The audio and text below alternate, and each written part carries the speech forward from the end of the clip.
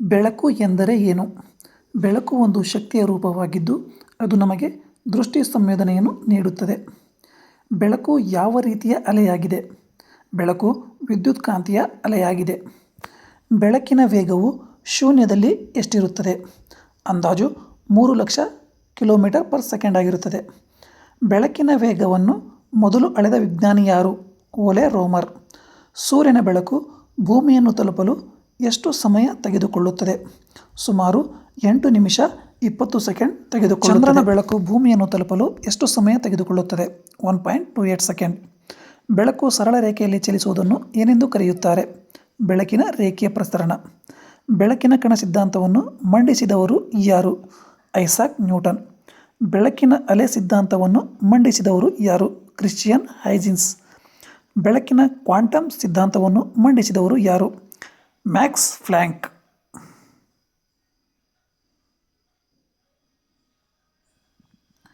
ಬೆಳಕು ಒಂದು ಮೇಲ್ಮೈಗೆ ತಗುಲಿ ವಾಪಸ್ ಬರುವುದನ್ನು ಏನೆಂದು ಕರೆಯುತ್ತಾರೆ? ಪ್ರತಿಫಲನ. ಸಮತಲ ಕನ್ನಡಿಯಲ್ಲಿ ಉಂಟಾಗುವ ಪ್ರತಿಬಿಂಬದ ಲಕ್ಷಣವೇನು? ಮಿಥ್ಯ ಪ್ರತಿಬಿಂಬ, ನೇರ ಮತ್ತು ಪಾರ್ಶ್ವಪಲ್ಲಟ. ಒಳಭಾಗಕ್ಕೆ ಬಗ್ಗಿದ ಪ್ರತಿಫಲಿಸುವ ಮೇಲ್ಮೈ ಇರುವ ಕನ್ನಡಿ ಯಾವುದು? ನಿಮ್ನ ಕನ್ನಡಿ. ಹೊರಭಾಗಕ್ಕೆ ಉಬ್ಬಿದ ಪ್ರತಿಫಲಿಸುವ ಮೇಲ್ಮೈ ಇರುವ ಕನ್ನಡಿ ಯಾವುದು? ಪೀನ ಕನ್ನಡಿ. ವಾಹನಗಳ ಹಿಂಭಾಗದ ಕನ್ನಡಿಯಲ್ಲಿ ಯಾವ ಕನ್ನಡಿಯನ್ನು ಬಳಸಿರುತ್ತಾರೆ? ಪೀನ ಕನ್ನಡಿ, ಏಕೆಂದರೆ ಇದು ವಿಶಾಲವಾದ ನೋಟವನ್ನು ನೀಡುತ್ತದೆ. ದಂತವೈದ್ಯರು ಹಲ್ಲುಗಳನ್ನು ಪರೀಕ್ಷಿಸಲು ಯಾವ ಕನ್ನಡಿಯನ್ನು ಬಳಸುತ್ತಾರೆ? ನಿಮ್ನ ಕನ್ನಡಿ. ವಾಹನಗಳ ಹೆಡ್ಲೈಟ್ಗಳಲ್ಲಿ ಮತ್ತು ಸರ್ಚ್ ಲೈಟ್ಗಳಲ್ಲಿ ಬಳಸುವ ಕನ್ನಡಿ ಯಾವುದು? ನಿಮ್ನ ಕನ್ನಡಿ. ಶೇವಿಂಗ್ ಕನ್ನಡಿಯಲ್ಲಿ ಯಾವ ಕನ್ನಡಿ ಬಳಸಲಾಗುತ್ತದೆ? ನಿಮ್ನ ಕನ್ನಡಿ. ಸೌರ ಕುಕ್ಕರ್ಗಳಲ್ಲಿ ಸೂರ್ಯನ ಕಿರಣಗಳನ್ನು ಕೇಂದ್ರೀಕರಿಸಲು ಬಳಸುವ ಕನ್ನಡಿ ಯಾವುದು? ನಿಮ್ನ ಕನ್ನಡಿ. ವಸ್ತುವಿನಷ್ಟೇ ಗಾತ್ರದ ಪ್ರತಿಬಿಂಬವನ್ನು ನೀಡುವ ಕನ್ನಡಿ ಯಾವುದು? ಸಮತಲ ಕನ್ನಡಿ.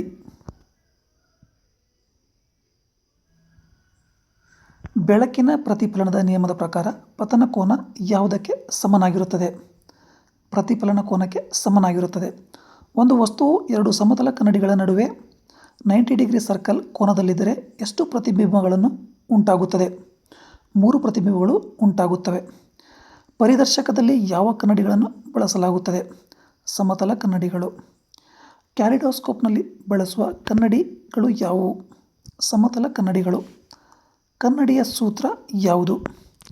1/f = ಬೆಳಕು ಒಂದು ಮಾಧ್ಯಮದಿಂದ ಇನ್ನೊಂದು ಮಾಧ್ಯಮಕ್ಕೆ ಚಲಿಸುವಾಗ ತನ್ನ ಹಾದಿಯನ್ನು ಬದಲಿಸುವುದನ್ನು ಏನೆಂದು ಕರೆಯುತ್ತಾರೆ? ವಕ್ರೀಭವನ. ನಕ್ಷತ್ರಗಳು ಮಿನುಗಲು ಕಾರಣವೇನು? ವಾತಾವರಣದ ವಕ್ರೀಭವನ. ನೀರಿನಲ್ಲಿಟ್ಟ ಕೋಲು ಬಾಗಿರುವಂತೆ ಕಾಣಲು ಕಾರಣವೇನು? ವಕ್ರೀಭವನ. ಸ್ನೇಲ್ನ ನಿಯಮ ಯಾವುದಕ್ಕೆ ಸಂಬಂಧಿಸಿದೆ? ಬೆಳಕಿನ ವಕ್ರೀಭವನ. ಯಾವ ಮಾಧ್ಯಮದಲ್ಲಿ ಬೆಳಕಿನ ವೇಗ ಅತ್ಯಂತ ಕಡಿಮೆ ಇರುತ್ತದೆ? ವಜ್ರ, ಏಕೆಂದರೆ ಇದರ ವಕ್ರೀಭವನ ಸೂಚ್ಯಂಕ ಹೆಚ್ಚಾಗಿರುತ್ತೆ. ವಜ್ರದ ವಕ್ರೀಭವನ ಸೂಚ್ಯಂಕ ಎಷ್ಟು? 2.42. ಬೆಳಕಿನ ಕಿರಣವು ವಿರಳ ಮಾಧ್ಯಮದಿಂದ ಸಾಂದ್ರ ಮಾಧ್ಯಮಕ್ಕೆ ಪ್ರವೇಶಿಸಿದಾಗ ಏನಾಗುತ್ತದೆ? ಲಂಬದ ಕಡೆಗೆ ಬಾಗುತ್ತದೆ. ಬೆಳಕಿನ ವಕ್ರೀಭವನದ ಮೇಲೆ ಪ್ರಭಾವ ಬೀರುವ ಅಂಶ ಯಾವುದು? ಮಾಧ್ಯಮದ ಸಾಂದ್ರತೆ ಮತ್ತು ಬೆಳಕಿನ ವೇಗ. ಸೂರ್ಯನು ಉದಿಸುವ ಮೊದಲು ಮತ್ತು ಅಸ್ತಮಿಸಿದ ನಂತರವೂ ಕಾಣಲು ಕಾರಣವೇನು? ವಾತಾವರಣದ ವಕ್ರೀಭವನ. ನೀರಿನಲ್ಲಿರುವ ಮೀನು ನಿಜವಾದ ಆಳಕ್ಕಿಂತ ಸ್ವಲ್ಪ ಮೇಲೆ ಕಾಣಲು ಕಾರಣವೇನು? ವಕ್ರೀಭವನ. ಮಧ್ಯದಲ್ಲಿ ದಪ್ಪಗಿದ್ದು ಅಂಚಿನಲ್ಲಿ ತೆಳುವಾಗಿರುವ ಮಸೂರ ಯಾವುದು? ಪೀನ ಮಸೂರ. ಮಧ್ಯದಲ್ಲಿ ತೆಳುವಾಗಿದ್ದು ಅಂಚಿನಲ್ಲಿ ದಪ್ಪಗಿರುವ ಮಸೂರ ಯಾವುದು? ನಿಮ್ನ ಮಸೂರ. ಯಾವ ಮಸೂರವನ್ನು ಸಂಗಮಿಸುವ ಮಸೂರ ಎನ್ನುತ್ತಾರೆ? ಪೀನ ಮಸೂರ. ಯಾವ ಮಸೂರವನ್ನು ವಿಕೇಂದ್ರೀಕರಿಸುವ ಮಸೂರ ಎನ್ನುತ್ತಾರೆ? ನಿಮ್ನ ಮಸೂರ. ಭೂತ ಕನ್ನಡಿ ಅಥವಾ ವರ್ಧಕ ಮಸೂರವಾಗಿ ಯಾವುದನ್ನು ಬಳಸುತ್ತಾರೆ? ಪೀನ ಮಸೂರ.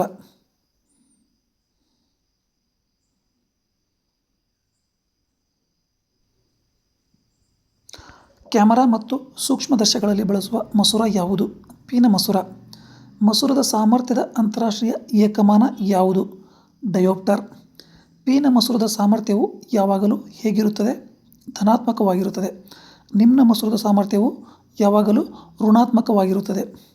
ಮಸೂರದ ಸೂತ್ರ 1/f = 1/v - 1/u.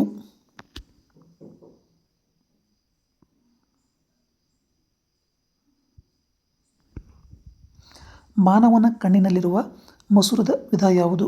ಪೀನಮಸೂರ. ಕಣ್ಣಿನ ಯಾವ ಭಾಗದಲ್ಲಿ ಪ್ರತಿಬಿಂಬವು ಉಂಟಾಗುತ್ತದೆ? ರೆಟಿನಾ. ಕಣ್ಣಿನ ಯಾವ ಭಾಗವು ಬೆಳಕಿನ ಪ್ರವೇಶವನ್ನು ನಿಯಂತ್ರಿಸುತ್ತದೆ? ಐರಿಸ್. ಕಣ್ಣಿನ ದಾನ ಮಾಡುವಾಗ ಯಾವ ಭಾಗವನ್ನು ಬಳಸಲಾಗುತ್ತದೆ?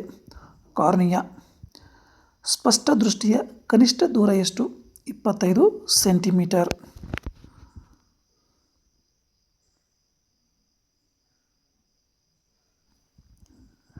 ಸಮೀಪ ದೃಷ್ಟಿದೋಷವನ್ನು ಸರಿಪಡಿಸಲು ಯಾವ ಮಸೂರ ಬಳಸುತ್ತಾರೆ? ನಿಮ್ನ ಮಸೂರ. ದೂರದ ದೃಷ್ಟಿದೋಷವನ್ನು ಸರಿಪಡಿಸಲು ಯಾವ ಮಸೂರ ಬಳಸುತ್ತಾರೆ?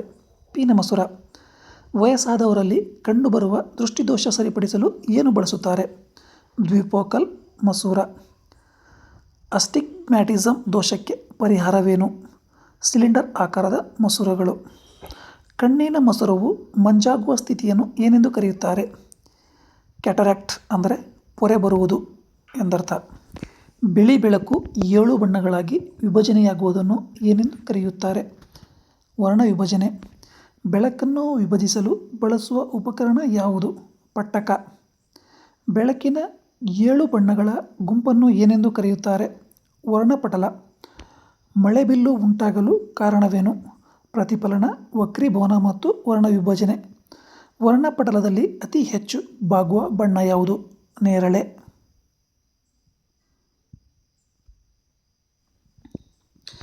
ವರ್ಣಪಟಲದಲ್ಲಿ ಅತಿ ಕಡಿಮೆ ಬಾಗುವ ಬಣ್ಣ ಯಾವುದು? ಕೆಂಪು. ಯಾವ ಬಣ್ಣವು ಅತಿ ಉದ್ದವಾದ ಅಲೆದೂರವನ್ನು ಹೊಂದಿದೆ? ಕೆಂಪು. ಆಕಾಶವು ನೀಲಿಯಾಗಿ ಕಾಣಲು ಕಾರಣವೇನು? ಬೆಳಕಿನ ಚದುರುವಿಕೆ. ಸೂರ್ಯೋದಯ ಮತ್ತು ಸೂರ್ಯಾಸ್ತದ ಸಮಯದಲ್ಲಿ ಸೂರ್ಯ ಕೆಂಪಾಗಿ ಕಾಣಲು ಕಾರಣವೇನು? ಬೆಳಕಿನ ಚದುರುವಿಕೆ. ಅಪಾಯದ ಸಂಕೇತಗಳು ಕೆಂಪು ಬಣ್ಣದಲ್ಲಿರಲು ಕಾರಣವೇನು? ಕೆಂಪು ಬಣ್ಣವು ಅತಿ ಕಡಿಮೆ ಚದುರುತ್ತದೆ. ಬೆಳಕಿನ ಚದುರುವಿಕೆಯ ಬಗ್ಗೆ ಸಂಶೋಧನೆ ನಡೆಸಿದ ನೊಬೆಲ್ ಪಡೆದ ಭಾರತೀಯ ಯಾರು? C V Raman. ಟಿಂಡಾಲ್ ಪರಿಣಾಮ ಯಾವುದಕ್ಕೆ ಸಂಬಂಧಿಸಿದೆ? ಬೆಳಕಿನ ಚದುರುವಿಕೆ. ಅವಕಾಶಯಾನಿಗಳಿಗೆ ಆಕಾಶವು ಯಾವ ಬಣ್ಣದಲ್ಲಿ ಕಾಣುತ್ತದೆ? ಕಪ್ಪು. ಏಕೆಂದರೆ ಅಲ್ಲಿ ವಾತಾವರಣವಿಲ್ಲ, ಬೆಳಕು ಚದುರುವುದಿಲ್ಲ. ಹಾಗಾಗಿ ಆಕಾಶವು ಕಪ್ಪು ಬಣ್ಣದಲ್ಲಿ ಕಾಣುತ್ತದೆ.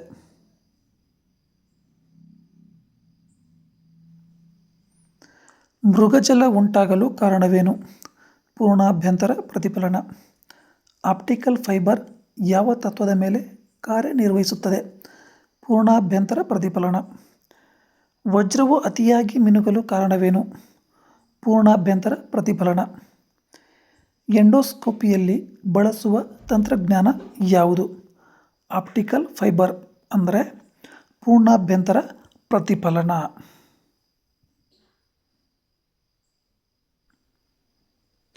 ಪೂರ್ಣಾಭ್ಯಂತರ ಪ್ರತಿಫಲನ ಉಂಟಾಗಲು ಬೆಳಕು ಎಲ್ಲಿಂದ ಎಲ್ಲಿಗೆ ಚಲಿಸಬೇಕು?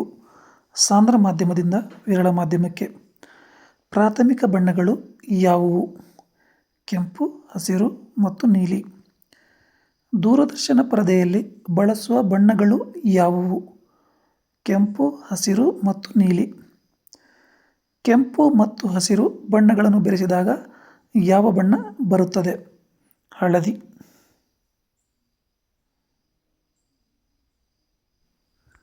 ಹಸಿರು ಮತ್ತು ನೀಲಿ ಬೆರೆಸಿದಾಗ ಉಂಟಾಗುವ ಬಣ್ಣ ಯಾವುದು? ಸಯಾನ್. ಕೆಂಪು ಮತ್ತು ನೀಲಿ ಬೆರೆಸಿದಾಗ ಉಂಟಾಗುವ ಬಣ್ಣ ಯಾವುದು? ಮೆಜೆಂತಾ. ವಸ್ತುವಿನ ಬಣ್ಣವು ಯಾವುದರ ಮೇಲೆ ಅವಲಂಬಿತವಾಗಿವೆ? ಆ ವಸ್ತು ಪ್ರತಿಫಲಿಸುವ ಬಣ್ಣದ ಮೇಲೆ. ಒಂದು ಕೆಂಪು ಗುಲಾಬಿಯು ಹಸಿರು ಬೆಳಕಿನಲ್ಲಿ ಯಾವ ಬಣ್ಣವಾಗಿ ಕಾಣುತ್ತದೆ? ಕಪ್ಪು. ಬೆಳಕಿನ ತೀವ್ರತೆಯನ್ನು ಅಳೆಯುವ ಏಕಮಾನ ಯಾವುದು? ಕ್ಯಾಂಡೆಲಾ. ಫೋಟಾನ್ ಎಂದರೇನು? ಬೆಳಕಿನ ಶಕ್ತಿಯ ಸಣ್ಣ ಪೊಟ್ಟಣಗಳು. ಬೆಳಕಿನ ವೇಗವು ಘನ, ದ್ರವ ಮತ್ತು ಅನಿಲಗಳಲ್ಲಿ ಯಾವುದರಲ್ಲಿ ಹೆಚ್ಚಾಗಿರುತ್ತದೆ? ಅನಿಲಗಳಲ್ಲಿ ಹೆಚ್ಚಾಗಿರುತ್ತದೆ. ಬೆಳಕು ಒಂದು ವರ್ಷದಲ್ಲಿ ಚಲಿಸುವ ದೂರವನ್ನು ಏನೆನ್ನುತ್ತಾರೆ? ಬೆಳಕಿನ ವರ್ಷ ಎನ್ನುತ್ತಾರೆ.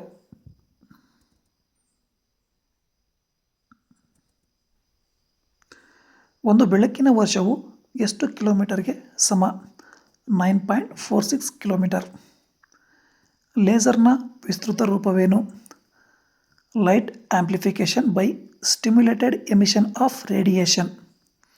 ಬೆಳಕಿನ ವ್ಯತಿಕರಣ ಎಂದರೇನು? ಎರಡು ಬೆಳಕಿನ ಅಲೆಗಳು ಒಂದರ ಮೇಲೊಂದು ಬಿದ್ದಾಗ ಶಕ್ತಿಯ ಪುನರ್ ಹಂಚಿಕೆಯಾಗುವುದು. ಸೋಪಿನ ಗುಳ್ಳೆಗಳು ಬಣ್ಣ ಬಣ್ಣವಾಗಿ ಕಾಣಲು ಕಾರಣವೇನು? ಬೆಳಕಿನ ವ್ಯತಿಕರಣ. ಸಿಡಿ ಮೇಲೆ ಬೆಳಕು ಬಿದ್ದಾಗ ಬಣ್ಣಗಳು ಕಾಣಲು ಕಾರಣವೇನು? ಬೆಳಕಿನ ವಿವರ್ತನೆ. ಬೆಳಕಿನ ಧ್ರುವೀಕರಣ ಯಾವುದನ್ನು ಸಾಬೀತುಪಡಿಸುತ್ತದೆ? ಬೆಳಕು ಒಂದು ಅಡ್ಡ ಅಲೆ ಎಂದು ಸಾಬೀತುಪಡಿಸುತ್ತದೆ. ಬಿಸಿಲಿನ ಕನ್ನಡಕಗಳಲ್ಲಿ ಯಾವುದನ್ನು ಬಳಸುತ್ತಾರೆ? ಪೋಲಾರಾಯ್ಡ್ಗಳು. ಬೆಳಕಿನ ವಿದ್ಯುತ್ ಪರಿಣಾಮವನ್ನು ವಿವರಿಸಿದವರು ಯಾರು? Albert Einstein. ಇದಕ್ಕಾಗಿ ಇವರಿಗೆ ನೊಬೆಲ್ ಪ್ರಶಸ್ತಿ ಕೂಡ ದೊರೆತಿದೆ. ಕ್ಯಾಮರಾ ಲೆನ್ಸ್ ಮೇಲೆ ತೆಳುವಾದ ಲೇಪನ ಮಾಡಲು ಕಾರಣವೇನು? ಬೆಳಕಿನ ಪ್ರತಿಫಲನವನ್ನು ತಡೆಯಲು. ಲೈಟ್ ಹೌಸ್ಗಳಲ್ಲಿ ಕಿರಣಗಳನ್ನು ದೂರಕ್ಕೆ ಕಳುಹಿಸಲು ಬಳಸುವ ಲೆನ್ಸ್ ಯಾವುದು? Fresnel lens. ನೈಟ್ ವಿಷನ್ ಕನ್ನಡಕಗಳಲ್ಲಿ ಯಾವ ಕಿರಣವನ್ನು ಬಳಸುತ್ತಾರೆ? ಇನ್ಫ್ರಾರೆಡ್ ಕಿರಣಗಳು. ಸೂರ್ಯನ ನಂತರ ಭೂಮಿಗೆ ಹತ್ತಿರವಿರುವ ನಕ್ಷತ್ರ ಯಾವುದು? Proxima century. ಬೆಳಕಿನ ತರಂಗ ದೂರವನ್ನು ಅಳೆಯುವ ಸಾಮಾನ್ಯ ಏಕಮಾನ ಯಾವುದು? ಆಂಗ್ಸ್ಟ್ರಾಮ್. ಕನ್ನಡಿಯ ಮೇಲೆ ಬೆಳ್ಳಿಯ ಲೇಪನ ಮಾಡುವುದಕ್ಕೆ ಕಾರಣವೇನು? ಉತ್ತಮ ಪ್ರತಿಫಲನವನ್ನು ತಡೆಯಲು. ಯಾವ ವಿದ್ಯಮಾನವು ಬೆಳಕಿನ ಕಣ ಸ್ವಭಾವವನ್ನು ತೋರಿಸುತ್ತದೆ? ಬೆಳಕಿನ ವಿದ್ಯುತ್ ಪರಿಣಾಮ. ಬೆಳಕು ಎರಡು ಸ್ವಭಾವವನ್ನು ಹೊಂದಿದೆ ಎಂದು ಹೇಳಿದವರು ಯಾರು? Louis D Broglie.